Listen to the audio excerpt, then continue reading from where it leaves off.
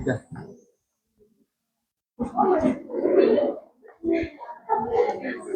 Monggo Mas Eko, lanjut Mas Eko. Ya. Baik, lanjut. Bismillahirrahmanirrahim. Assalamualaikum warahmatullahi wabarakatuh.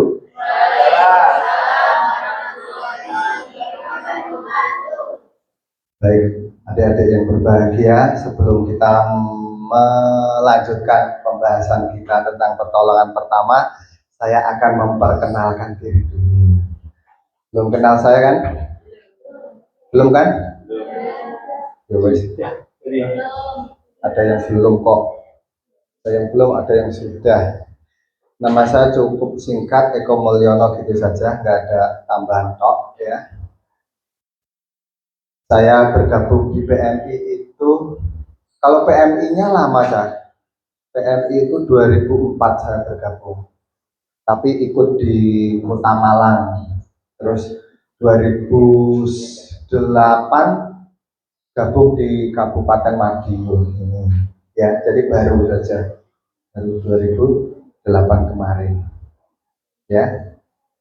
Terus saya lebih senang dengan materi pertolongan pertama, nggak tahu kenapa ya, karena mulai dulu itu saya itu kalau nolong orang itu seneng ya, nolong orang, bantu orang itu seneng.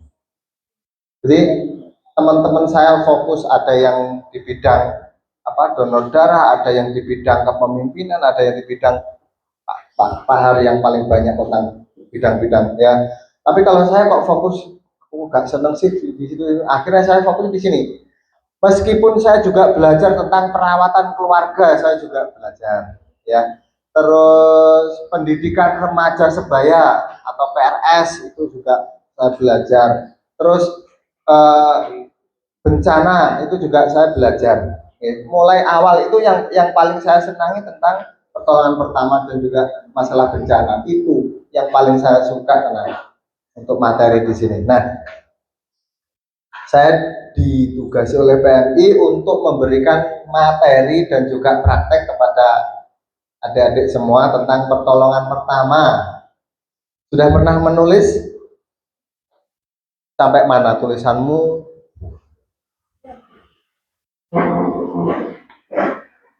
Terakhir sampai beberapa? Loh. Sudah nulis belum? Katanya tadi sudah. Ya apa sih antara ini sama sana beda? Yang kelas 1 mana? Kelas 1 berarti kelas 7.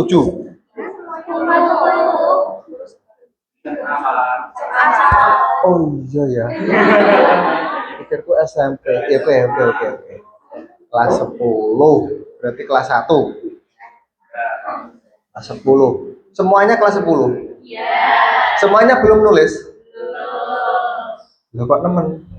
Nah, selama ini kalian kemana? Atau baru kali ini kalian ikut PMR? Belum toh? Baru kali ini ikut pelatihan pertolongan pertama atau materi sama kakak senior? Belum pernah dikasih? Kasih lah. Sampai mana? Oh bukan PP. Berarti aku mulai dari nol dong. Baik, lanjut. Nah, apa itu PP? Apa definisinya?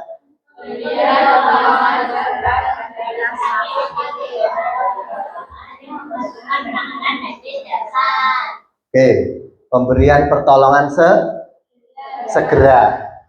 Gak usah ditunggu-tunggu lama-lama. Tunggu sudah lama-lama bisa suwi ya.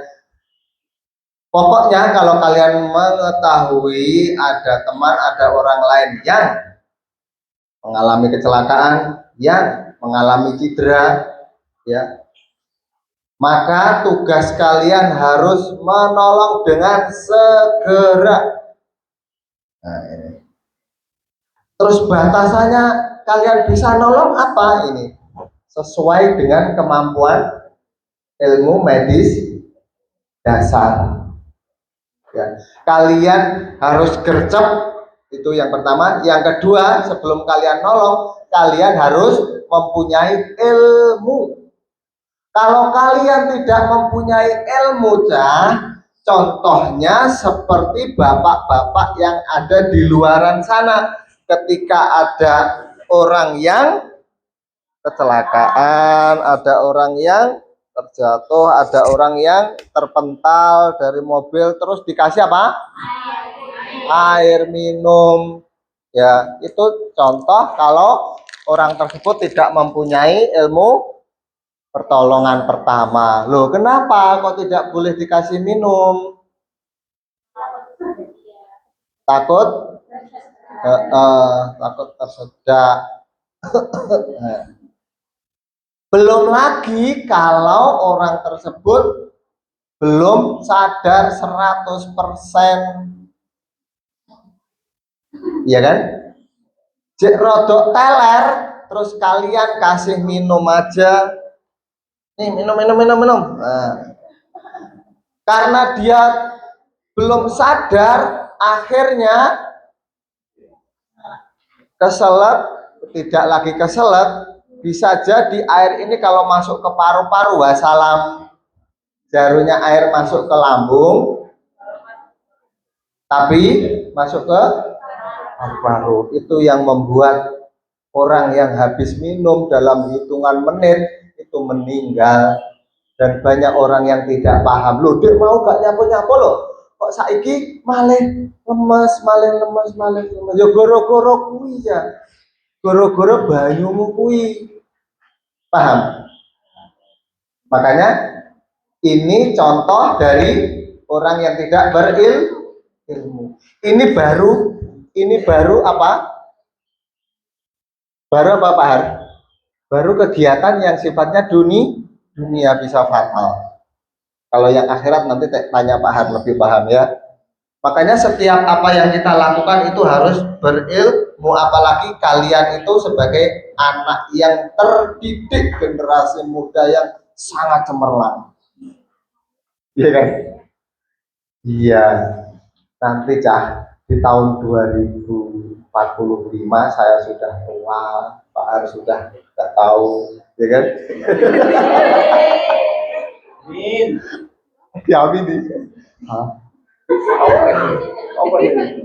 Ya, terus kalian yang pastinya sudah besar ya, besar badannya, besar apa semuanya besar. Terus akhirnya menggantikan saya. Kalau pemuda sekarang tidak berilmu, cuma mengandalkan itunya saja, ya tunggu kehancurannya, ya kan? Makanya semuanya harus berilmu. Terus medis dasar, apa itu medis dasar?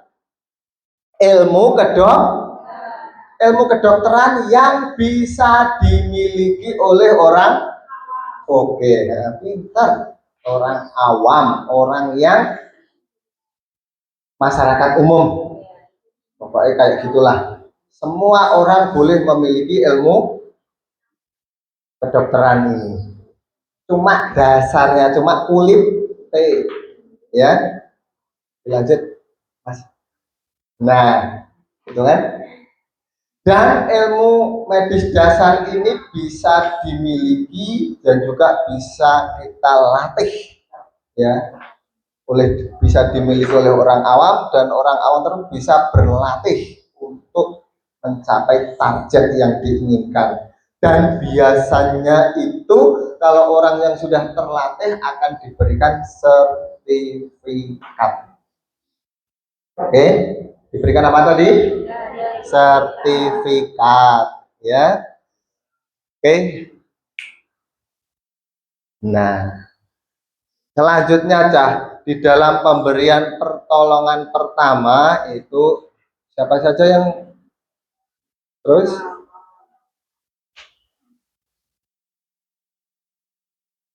Kalau kalian masuk yang mana? Kira-kira mau masuk yang mana? Hah? Habis ini kalian masuk orang awam, masih masuk orang awam. Hebat, tenaga terlatih. Baru latihan sekali langsung tenaga terlatih. Kalau latihan itu masih belum bisa aja, menuju bisa. Kalau terlatih itu berarti sudah bisa atau sudah bisa? Mahir. Ya. Baik, bisa kalian masuk ke menolong pertama. Lanjut, Mas. Ya, pelaku PP lanjut, Mas. Di situ ada beberapa pelaku PP ya nanti. Kalau pelaku PP ini orangnya, ya, kalian semua ini termasuk pelaku PP. Uangnya, siapa itu ya? Siapa saja, termasuk orang awam, terus orang yang habis didiklat, orang yang terlatih, ya gitu. Itu ya Mas ya. Lanjutkan.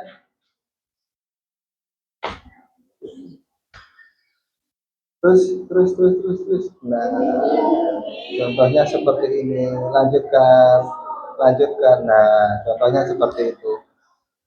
Loh, jangan ditutupi katanya kamu pengen, aduh. Kalau kalian masuk di sini, masuk perawat, masuk bidan, pengen cita-citanya apa? Pengen jadi bidan. Oke. Pas bukaan keluar darahnya, ya itu nolong loh, seperti darah takut. Apalagi macam perawat, ya kan? Apa cita-cita perawat, apalagi kalian bagian UGD atau IGD, selesai tiap hari bersentuhan langsung dengan ini. Oh iya, ya cedera-cedera yang lain, gitu kan? Ini. Nah, kalau kalian mengerti cedera tersebut, kalian harus tangani, kalian harus rawat, gitu ya. Terus kalau sudah tahu bahwa korban itu ada di depanmu, apa yang kalian lakukan? Pertama, kalian amankan diri sendiri atau biasa disebut dengan 3A, ya. Aman diri kita. Aman diri kita. Salah satunya pakai apa? APD. Sisa kan? Yang kedua aman diri, terus yang kedua penolongnya aman. Kalau penolongnya aman, tidak aman nggak usah ditolong. Contohnya penolong yang tidak aman itu bagaimana, Kak? Oh, apa? Korban yang bawa senjata, ya kan? Sudah berdarah-darah tapi dia pakai senjata. Maju. Mau apa loh? Nah, ya kan? Terus orang yang lagi tantrum, orang yang lagi ngamuk, kalian mau nolong? Silahkan. Ya, itu tandanya korban tidak aman. Contoh ya, itu contoh saja, dan masih banyak lagi contoh korban tidak aman. Korban yang lagi terseret arus, korban kentir, ngerti kentir? Terseret arus. Korban aman enggak? Kamu masuk, mau nolong, mau meraih korban, ya tak tolong. Bisa? Tidak bisa. Ya, itu korban. Yang ketiga apa? Aman lingkungan. Ya, lingkungan sekitar kita dan juga korban itu harus aman. Kalau tidak aman jangan masuk. Contoh ada kebakaran, uangnya bongok-bongok yang jeruk, ya, di dalam, tolong panas. Sementara lingkungan itu tidak aman bagi diri kita, bagi penolong. Kalau kamu masuk, maka kamu berbahaya dan bisa kamu jadi korban yang kedua. Seneng atau seneng? Gak seneng kan? Ini. Akhirnya kamu mati, terbakar juga di situ. Eman, daripada saya juga ikut mati, biarkan dia yang mati. Loh, memang harus kejam loh, Cah. Masa ada seperti ini? Yang enggak seperti itu ya. Intinya kalau itu tidak memungkinkan, kita jangan masuk, kita jangan berusaha untuk nolong. Lawe gak duwe ilmu, kamu gak punya baju anti api, tak pakai APD, ya. sepatu nggak ada, ya kan? Baju anti api nggak ada, topi nggak ada, masker nggak ada, kamu masuk selesai kamu hidupmu.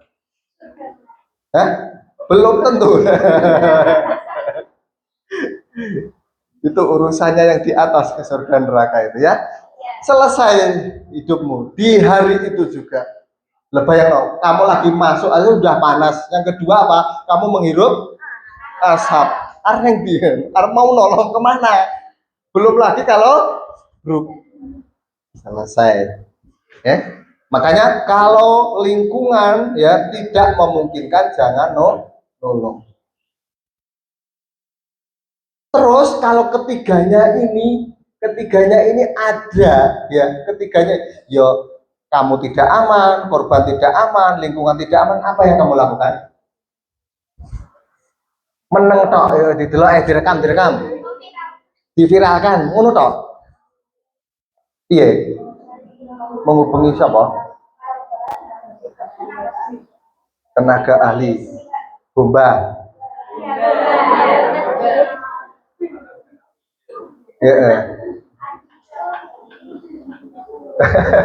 Gitu ya, boleh. Kamu bisa menghubungi bomba.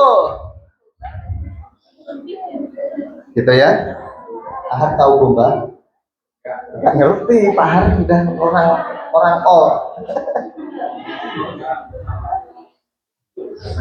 gitu ya ya. Selanjutnya Mas. Lanjutkan. Nah, ada pasal ya. Ketika kalian sudah masuk di pertolongan pertama, masuk di ini ya, yang tadi sudah dijelaskan Pak Har, ada pasal yang sekarang menempel di tubuhmu, menempel di pundakmu. Apa itu pasalnya? 531. Barang siapa ada seseorang yang memerlukan bantuan ya, terus padahal kamu itu bisa memberikan bantuan tapi kamu tidak mau, terus akhirnya orang tersebut meninggal dunia, kamu dapat dipenjara 3 bulan di sel jeruji. Mau? Awakmu wis gawe ngene iki, pakai topi, pakai rompi. Hai. Apa? Aku ki cuma mempraktekkan, memposisikan diriku sebagai kamu. Kan ora mungkin saya seperti itu ya. Lah sakmene iki cewek kabeh lho sing lanang digane to. Ya ada masa aku. Oh, itu kan enggak mungkin ya. Hai. Ada orang yang membutuhkan bantuanmu. Aduh, bagaimana ya? Bagaimana? Aku takut tenan. Darah. Sementara tolong. Dia minta tolong, kamu nggak mau nolong. Akhirnya apa? Dalam hitungan setengah jam dia meninggal dunia. Nah, ternyata tadi ada yang video ya. Loh, dia anak PMR, kok ada orang yang nolong, kok cuma diam saja. Inilah, laporkan saja. Akhirnya video itu viral, viral, FYP, terus akhirnya apa? Siapa sih ternyata? Oh, pelakunya Dahlia itu. Langsung dicari Dahlia. Oh, ini dia, langsung panggil Dahlia. Kamu sudah termakan oleh pasal 531 ini. Karena apa? Di situ ada orang yang meminta bantuan. Seharusnya kalau kamu bantu orang tersebut paling tidak bisa selamat, tapi kamu tidak mau membantu alias cuek. Kamu maka saya kecek. Saya borgol dulu. Ikut menginap di hotel jeruji 3 bulan. Enak kan? Lupa dek mau ngomongnya gak oleh nulung kalau tidak memungkinkan. Itu kalau tidak memungkinkan. Ini memungkinkan. Ya, anak wong bungok-bungok ya, teriak-teriak meminta bantuan, kamu cuek. Ini asalnya ini. Paham? Yang bawah 322 ini tentang menjaga kerahasiaan korban. Ya, kalau ada korban terus kalian memberikan pelayanan, itu ketika korban tersebut mempunyai ciri-ciri apapun itu yang sekiranya ciri-ciri itu bisa membuat orang tersebut jatuh harga dirinya, jangan diflorkan di tempat umum. Tak viral, ya ternyata dia itu punya tahi lalat. Ih, cici, ya kan? Akhirnya semua orang cici sama dia, akhirnya tidak mau mendekati dia, nah, gitu. Termasuk bagian 322 ini. Mau. Makanya jangan kalau ada sesuatu yang temanmu itu yang sekiranya berbuat kesalahan, jangan diviralkan dulu, Kak. Kasihan, ya. Sudah namanya jelek, ya kan? Orangnya juga ikut jelek pula. Iya. Aduh, kenapa sih kok saya jadi kayak gini? Video saya tersebar di mana-mana, ya kan? Akhirnya kan jadi jelek, tidak cantik lagi. Gitu. Tidak boleh memviralkan kejelekan orang lain. Kamu nanti masuk sini juga. Ini itu umum, tidak hanya di pertolongan pertama. Ayo, lanjutkan Mas. Kewajiban PP, nah ini menjaga keselamatan dirimu dan juga timmu. Ya, lanjut menjangkau penderita dan juga mengenali hal-hal yang bisa mengancam nyawa. Gitu ya. Dari sini ada pertanyaan. Agak ngebut aku balik praktek. Gitu ya. Bisa dibaca itu? Oke. Ya, kita minum.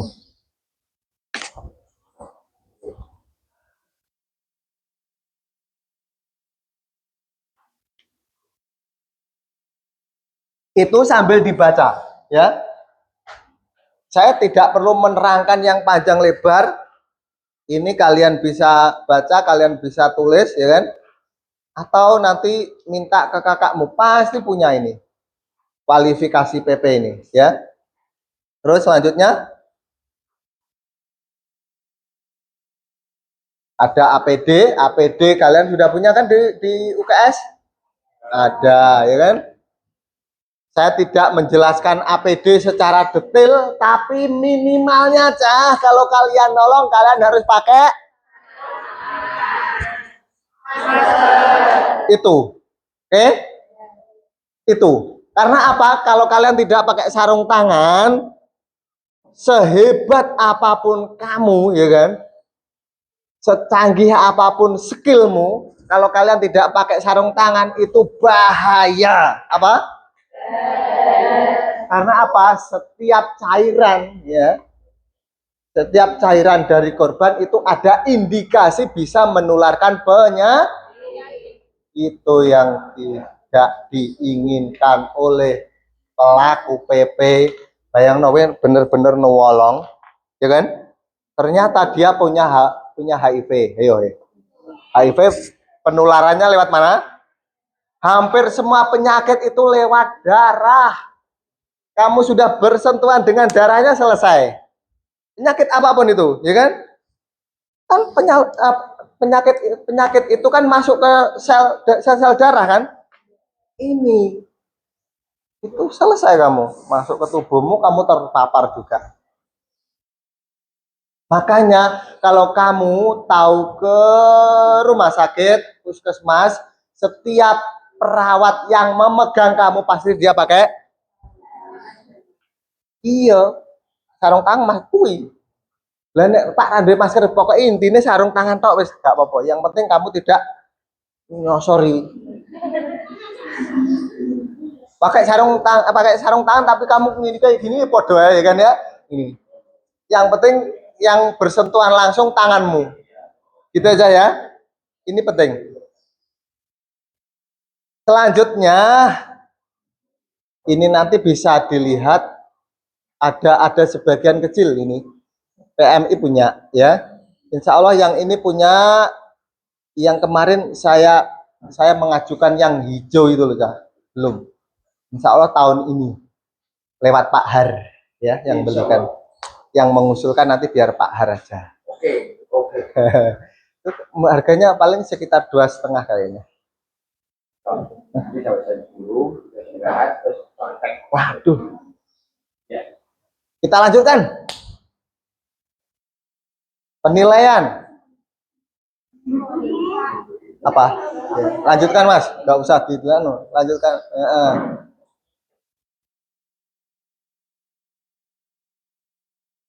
Oke, nggak usah yang itu. Tuh. Nah, ini penilaian ini saya juga tidak menjelaskan panjang lebar. Intinya penilaian itu penilaian keadaan ataupun penilaian dini ya. Yang pertama penilaian keadaan itu kita menilai secara global. Kalau kamu berada di sini, penolong berada di sini, yang cedera, yang luka, yang lagi terkena masalah atau terjatuh itu berada di sana. Saya belum dekat dengan korban. Saya masih di, kayaknya apa kayak? Kok keruntelan, wong loro, tambah siji wong telu, kok enek gede lho, kok siji peringas-peringis lho, siji kok guyang-guyu, wah, itu bahaya ki, bahaya. Mas, ada orang yang luka ini, tolong ambil ini apa, kotak P3K, ya kan, tandu sekalian, ini kayak ketok kok, apa, terus gak obah blas, tandu, ya kan, ini, jadi ini penilaian. Jadi kita melihat secara global dulu, secara keseluruhan. Semuanya dilihat mata kita. Apapun itu, baik yang mengancam nyawa, mengancam diri kita, juga rintangan yang nantinya akan terjadi ketika saya pergi ke sana. Nah, kalau di bencana ini namanya asesmen awal ya. Ada asesmen. Asesmen itu apa? Jadi ketika si kru penolong mau masuk itu sudah ada orang yang masuk di tempat bencana dulu. 2-3 orang masuk dulu, menilai secara keseluruhan. Oh, aksesnya apa? Ternyata korbannya ada 100. Banyak orang yang banyak rumah roboh. Jembatannya terputus, berarti gak iso iki. Truk lewat, bantuan lewat gak iso, terus bagaimana? Oh, harus pakai itu. Semuanya sudah tercatat di sini. Nah, itu asesmen. Kita juga sama penilaian keadaan dari sini. Wah, ini kan tadi sudah tak jelaskan. Pakai apa? Pakai tas PP, ya kan? Pakai tandu, ya kan? Dan sebagainya itu. Setelah siap semua, go, kita berangkat, teman-teman. Ya kan? Baru masuk di situ, di setiap kru itu ada pimpinannya, ada komandannya. Komandan, ya kan? Ada belakang itu ada timnya. Komandannya paling depan, setelah itu komandan langsung nangani yang paling parah. Ditangani yang paling parah ki sing piye ya? Korban, ciri-ciri korban yang parah itu piye. Seperti itu atau seperti itu atau sendi atau sengene sendi itu ki sendi to yang terakhir yang meneng melilik ini itu yang parah lah yang gini. Terus prioritas utama yang mana?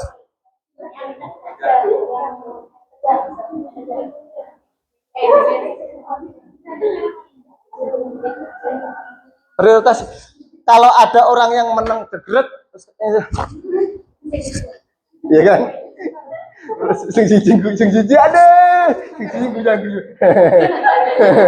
Sembok tangani yang pertama sing ada 4 ini. Hah? Terus sing meneng ini gak tangan nih. Oke. Kan krumu ada berapa tadi? Kalau kamu satu, kamu harus pilih salah satu. Kalau kamu sendiri. Tapi kalau ada kru, maka yang depan komandan ini yang didatangi yang pertama yaitu yang tergeletak. Kenapa yang tergeletak? Ya, Bo? Karena orang yang tergeletak itu ada 2 kemungkinan.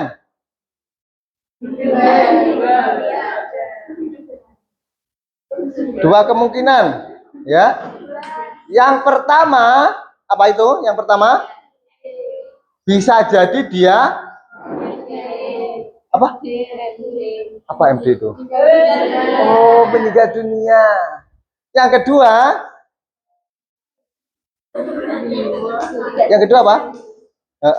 Tidak sadarkan diri atau henti napas. Nah, orang yang henti napas itu tidak boleh ditolong. Seengko nggak boleh. Terus harus bagaimana? Seketika itu, karena orang yang henti napas, ya, jantungnya juga berhenti, itu waktu emasnya cuma 7 menit. Waktu emas. Waktu apa bahasa Inggrisnya? Golden time berarti ya kan? Lagi kelingan aku. Soalnya pelajaran suwi ini Pak Haraja nggak tahu. Golden time ini baru saya sampaikan, ya kan? Waktu emas berapa tadi? 7 menit. Dalam 7 menit tersebut tidak segera ditolong lebih dari 10 menit, maka orang tersebut mati biologis. Mati biologis. Kalau tidur tadi, maka bisa jadi mati sementara atau reversible. Maksudnya apa? Masih bisa ditolong dengan cara apa? Pijatan jantung dan napas buatan. Ngerti? Enek kok digedruk-gedruk ngene, lho kok iso urip? Itulah waktu emas.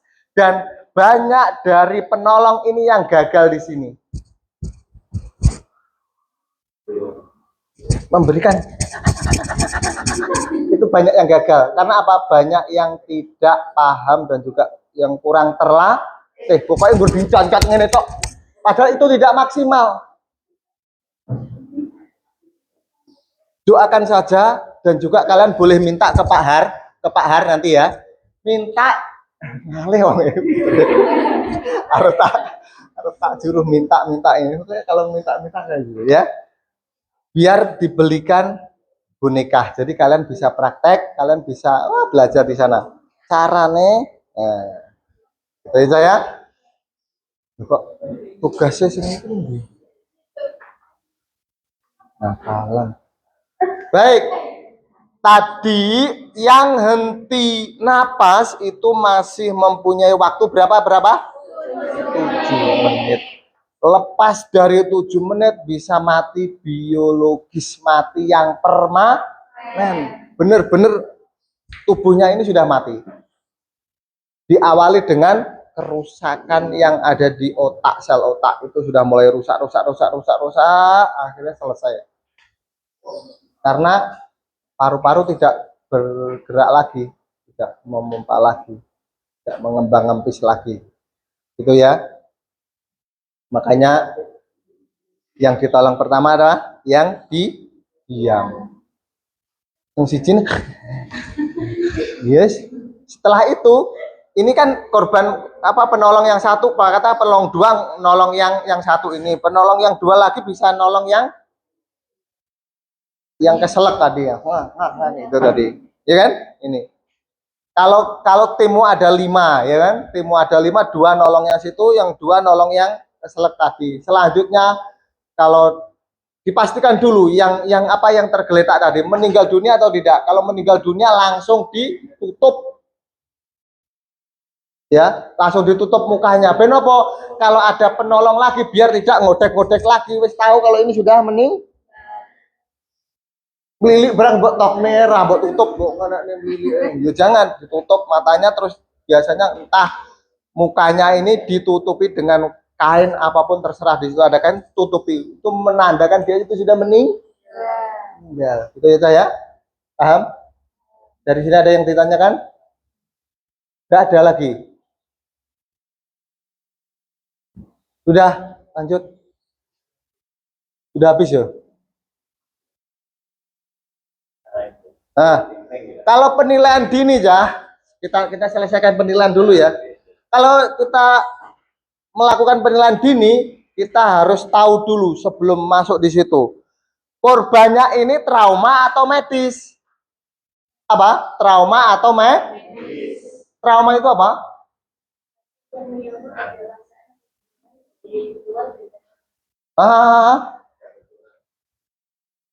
ada benturan dari luar dan dalam. Oke, yo. Kalau medis? Iya, pinter. Pinter ya.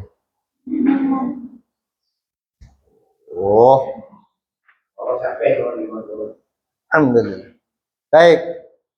Kasus trauma, kasus dengan adanya riwayat ruda paksa, sesuatu yang dari luar, ya, sesuatu apapun itu dari luar yang mengenai tubuh kita dan apa sih? Nah ini, dan itu membuat tubuh kita itu menjadi cedera, itu trauma. Tandanya apa? Luka atau cedera.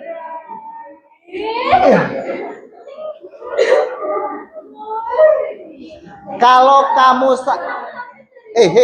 lihat sini dong, lihat. Gak usah delok kayak delok aku.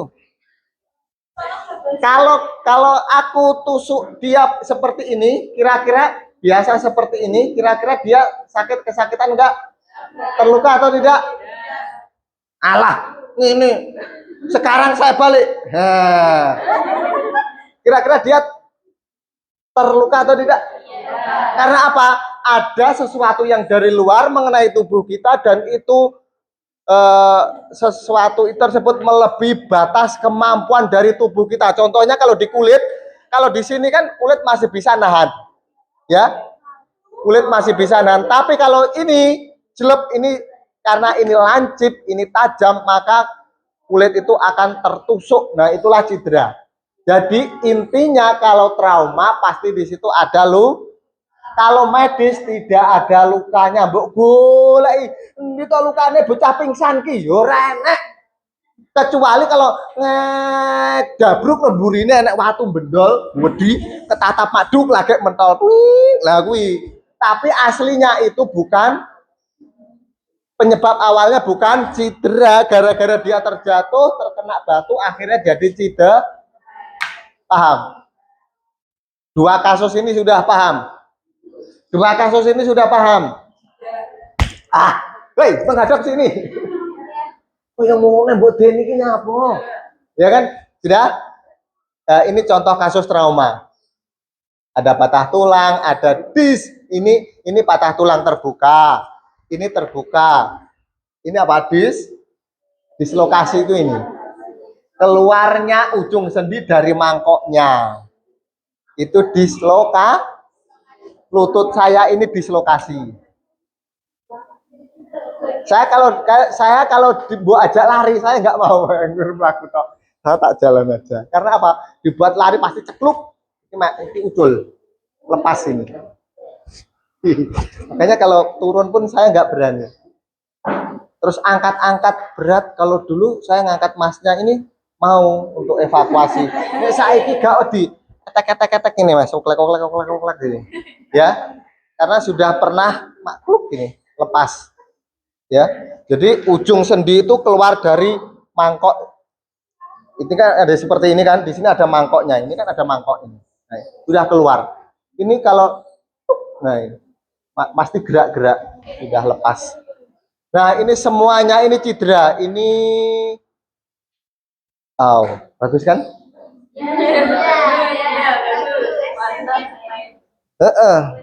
Pemandangan yang indah hari ini. Gayamu. Udah, lanjut mas. Oke. Nah, ini sudah paham? Halo, ini sudah paham? Yang ini sudah paham?